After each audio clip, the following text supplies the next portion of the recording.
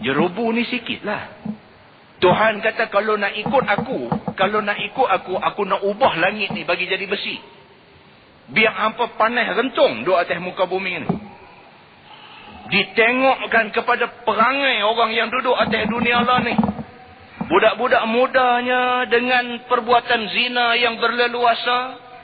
Orang-orang kayanya dengan amalan maksiat yang bermaharaja lela. Pemimpin-pemimpinnya dengan ucapan-ucapan yang menghina agamanya. Kalau dilihat kepada PL perangai manusia yang ada atas dunia hari ini, Tuhan kata aku dah jadi dah langit di atas ni daripada besi. Baru padan dengan keengkaran hampa. Tapi aku tak buat macam tu, Tuhan kata. Wal arda safsafa, aku boleh bagi jadi bumi ni gersang, tanam apa pun tak hidup. Wat turaba ramada, aku boleh bagi jadi tanah hak kamu duk pijak ni macam abu aja, tak boleh buat apa. Walama anzaltu minas samai qatrah, kalau ikut marah aku, Tuhan kata aku tak akan izinkan air hujan turun walaupun setitik. Tetapi aku tak buat benda-benda ni semua. Aku tak bagi langit jadi daripada besi. Aku tidak jadikan tanah bumi kamu ni gersang. Aku tidak takdirkan tanah kamu duk pijak ni jadi abu. Dan aku tidak tahan hujan daripada turun ke bumi ni. Pasal apa? Pasal yang tadi. Pasal ada lagi masyayikhu rukak. Ada lagi orang tua-tua jalan beringgut-beringgut mai masjid semayang. Wasyababun khusyak. Pasal ada lagi anak-anak muda mau duk mai dengar majlis-majlis agama ni. Wa atfalun rubba, Tuhan kata pasal aku kenangkan budak-budak kecil yang duk menyusu susu ibu, depa ni tak ada dosa apa. Wa bahaimur ruttaq, pasal aku kenang binatang-binatang ternakan hak duk ada ni, binatang ni tak ada dosa apa. Depa kerja makan rumput yang halal semata-mata. Kerana depa-depa ni semualah, maka aku tangguhkan azab aku turun dekat manusia. Muslimin dan muslimat yang dirahmati Allah sekalian. Mai kita insafi keadaan ni. Insaf. Lah ni kita nak Islam. Yang tu aja. Lah ni kita nak Islam. Kita tak ada kepentingan lain. Kita nak Islam. Kita minta sebagai orang Islam hormat Islam. Sudah. Apa dia yang kata Islam ni? Apa yang Allah kata dalam Quran, apa yang Nabi kata dalam hadis-hadis dia, ini Islam. Jangan siapa pergi duk hina Islam ni. Minta tolong yang tu aja. Kalau ada kawan kita bercakap menghina Islam, kita nasihat dia kata jangan duk hina macam tu. Takut Tuhan marah kat kita, kita susah. Kalau pemimpin kita hina Islam, ada saluran, pi kok saluran tu, nasihat dia. Cukuplah, jangan duk kata apa dah dekat agama ni. Dengan kerana bercakap lebih kurang Allah marah kita. Allah marah kita, siapa pun tak boleh tolong kita. Kena cari seberapa banyak jalan. Pi habaq dekat orang hak duk bercakap celupak tentang Islam ni. Pi habaq dekat mereka. Jangan hina Islam. Sebaliknya mai kita pakat-pakat junjung tinggi Islam. Kerana seorang, kerana sekumpulan orang, kerana sedikit orang buat benda yang Allah marah, bala Allah bila dia mai, dia tak kena pada orang yang buat dosa ni. Dia kena kepada semua. Muslimin dan muslimat yang dirahmati Allah sekalian. Di dalam tafsir At-Tabari dan juga di dalam tafsir Ibnu Katsir, dia bawa mai sebuah hadis daripada Abdul Malik Al-Ash'ari radhiyallahu anhu. Kata dia, qala Rasulullah sallallahu alaihi wasallam, inna rabbakum anzarakum thalathan. Kata dia, sesungguhnya Tuhan kamu bagi amaran kepada kamu dengan 3 benda. Apa dia? Ad-dukhan ya'khudhul mu'mina kazakmah. Dia kata Allah Subhanahu wa taala bagi amaran pada kita.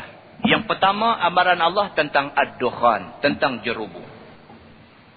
Apabila datang jerubu, apabila datang kabus di muka bumi ini, ya'khudhul mu'mina zakmah. Ya'khudhu makna dia mengambil orang-orang yang mukmin itu kazakmah, seperti kena sesema. Wallahu a'lam. Wallahu a'lam. Hadisnya kata begitu. Dalam tafsir At-Tabari, dalam tafsir Ibnu Katsir, dua-dua ni kalau tuan-tuan buka, dia bawa mai hadis ni bila menceritakan tentang ad-dukhan ini. Dia kata bila Allah buat mai sahaja ad-dukhan, Allah buat mai saja kabus jerubu dalam dunia ni, orang yang beriman kena kazakmah. Zakmah maknanya sesama. Jadi tak sihat. Jadi sengai-sengai badan. Jadi tak larat. Sudah disebut di dalam tafsir At-Tabari. Tafsir lama dulu dah. Mentafsirkan hadis yang diucapkan oleh Nabi SAW 1400 tahun dulu. Cuba kita tengok benda ni. Kita insafi keadaan ini. Huzaifah ibni Asid. Dia kata pada satu hari, kami tengah duduk berbincang tentang sesuatu benda. Tengah kami duduk bincang, at-tala'an Nabi. Tiba-tiba Nabi muncul. Nabi mai. Nabi tanya sahabat-sahabat ada berbincang ni. Nabi kata, ma tazakarun. Nabi kata, apa duduk bincang apa? Jawab sahabat, nazkurus sa'ah. Kami duduk cerita pasal kiamat. Nabi kata, innaha lan taquma hatta tarawna qablaha 10 ayat. Nabi kata, jangan takutlah. Kiamat tak akan jadi. Sehinggalah kamu melihat 10 tanda. Nabi kata. Nabi kata, kalau hampa bincang ni pasal kiamat, tak usah takut. Kiamat tak akan jadi dengan dandan. Kiamat nak jadi, dia tunggu. Ada 10 tanda dia. Fazakara. Kemudian Nabi sebut. Yang pertama, Nabi kata, ad-dukhan. Kabus. Akan timbul di dalam alam ni. Jerubu akan main dalam alam ini. Itu tanda kiamat yang pertama. Ibnu Abbas yang kita kata tadi, dia berdasarkan kepada hadis ini. Hadis ini hadis sahih riwayat Imam Muslim. Bahawa ad-dukhan akan berlaku sebelum kiamat. So dia cerita di situ, Nabi sebut tanda kiamat hak mula sekali ad-dukhan. Jerubu. Yang kedua, wad-dajjal. Dajjal akan turun ke bumi ini. Yang ketiga, wad-dabbah. Dabbah, kalau buka di dalam Sahih Muslim, Syarah Lin Nawawi. Kitab Sahih Muslim yang disyarahkan oleh Imam Nawawi, dia kata ad-dabbah hiya dabbatun azimah takhruju min ardi adnin. Imam Nawawi kata yang dimaksudkan dengan dabbah ialah dabbatun azimah. Satu jenis menatang yang merangkak atas muka bumi ni, azimah, besar menatang ni. Takhruju min ardi adnin, dia akan keluar daripada bumi Adan.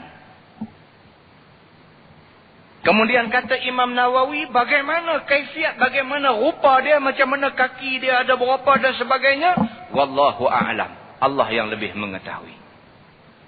Pokok pangkalnya bila dekat nak kiamat, keluar menatang ni. Satu jenis menatang yang besar, dia keluar di atas muka bumi ini.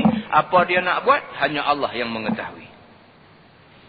Yang keempat, wa tulu'asyamsi min maghribiha. Matahari terbit di sebelah barat. Kata Nabi SAW, tanda yang keenam, wa ya'juj wa ma'juj. Tanda yang kelima, wa nuzula Isa bin Maryam. Akan turun Nabi Isa, anak Maryam. Yang keenamnya, wa ya'juj wa ma'juj. Akan turun Ya'juj dan Ma'juj. Dalam Quran pun Allah ada cerita tentang Ya'juj dan Ma'juj. Dalam riwayat-riwayat yang duk main ni macam-macam cerita tentang Ya'juj dan Ma'juj. Ada di antaranya kata Ya'juj dan Ma'juj sudah ada. Lah ni sudah ada. Tetapi mereka duduk di sebalik bukit, yang bukit itu dipasang benteng oleh Iskandar Zulkarnain. Maka Ya'juj dan Ma'juj ni sentiasa duk korek nak keluar mai ke sebelah tempat manusia duduk ni. Tiap-tiap kali dia nampak cahaya bersinar sebelah kita duduk ni, dia dengar bunyi azan. Maka dengan kehendak Allah, Allah kambuh balik lubang yang dia duk korek tu. Setengah riwayatnya cerita begitu.